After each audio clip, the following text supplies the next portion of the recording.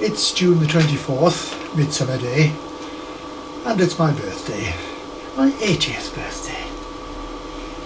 Now, this fact, the fact that I got to 80, which I never thought I would, and also the fact that just 2 weeks ago, a former colleague and long-time friend of mine died suddenly and unexpectedly from a brain hemorrhage. So the two things put together has put me in a thoughtful mood. A time, I think, for reflection and re-evaluation of my life so far. Now, if I could live life over again, what things would I keep the same? And which things would I try to alter? Well, I had a very happy childhood, loving family, a very enjoyable and successful career, and many good friends. So all of those I would keep the same if I could. Another thing that I would keep would be my sexuality, because I'm very happy and proud to be gay.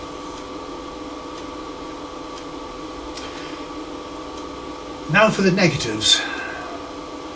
I was brought up in the old British tradition of stiff upper lip, don't wear your heart on your sleeve, and never show any emotions.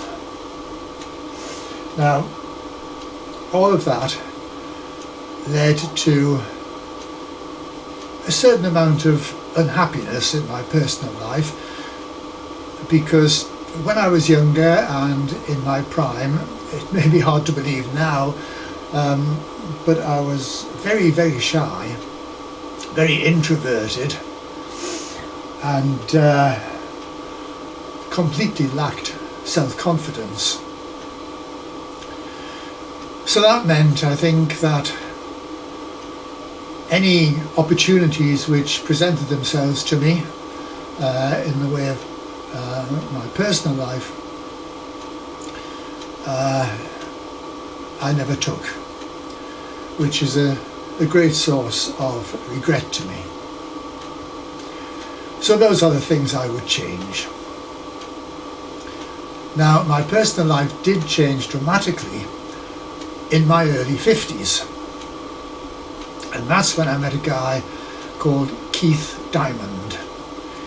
Now, Keith was originally from a small village called Bradworthy in North Devon, but he'd lived all of his adult life in London. We became great friends, eventually partners, although the geographical distance between us, because he lived in London, as I say, and I have lived all my life up in Newcastle. So it was a long distance partnership, but we spent very many happy times together. I would visit him for periods in London, and he would come up to Newcastle to stay with me for periods. And we had very many happy and enjoyable holidays together.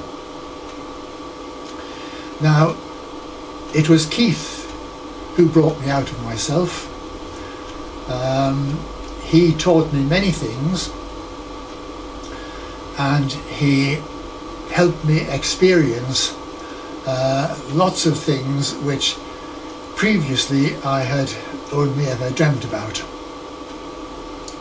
The last holiday we spent together was in Canada in the autumn of 2006, and we went in the autumn specifically to see all those glorious colours in Canada. We both loved Canada, both the country and the people. But sadly, only 6 weeks after we came back home to England, Keith died on his 71st birthday from cancer. Now, I have a great deal to thank Keith for. I suppose he really made me the man that I am now. I shall never forget Keith. He was my partner, my lover, my teacher, and most importantly, my boss. So there we are. That's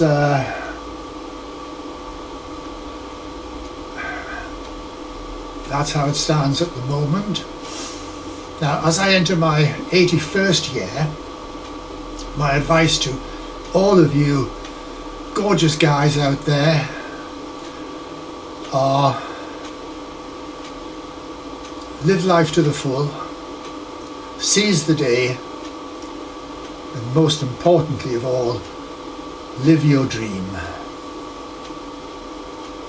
Now, this has been an unusual video cast for me, because normally once a month I upload a video of my gaining progress, and there will be another upload in a week or so's time on that subject. But this video was a special reflective video on my 80th birthday. Before I leave you, however, this time, I would like to quote some words to you. Words that were composed by a lady called Nana Mouskouri, who some of you older ones may remember was a Greek singer and later a Greek politician. But she wrote these words called Attic Toys, which were later set to music and which she also sang. So, if I may, I'm going to read out those words to you, if you'll bear with me. Rocking chairs and rocking horses, teddy bears and flying saucers, bric-a-brac and broken souvenirs, Christmas lights and covered wagons, paper kites and Chinese dragons mingle in the shadows of the years. Attic toys in great profusion, lying here in strange confusion, cut into the memories like a knife. Smiling dolls in faded cartons, dusty words I'd half forgotten, tell again the story of my life. Gone the time and dead the season, now I ask the rhyme and reason why my little world got left behind. Here, among this helter-skelter, taking stock and taking shelter, I may find a moment's peace of mind. Attic toys in great profusion, vanished hopes and disillusion, peel away the memories like a knife. Broken dreams and paradoxes, jumbled up in cardboard boxes, tell again the story of my life. Attic toys of pain and pleasure, lying here like buried treasure, measure out the story of my life.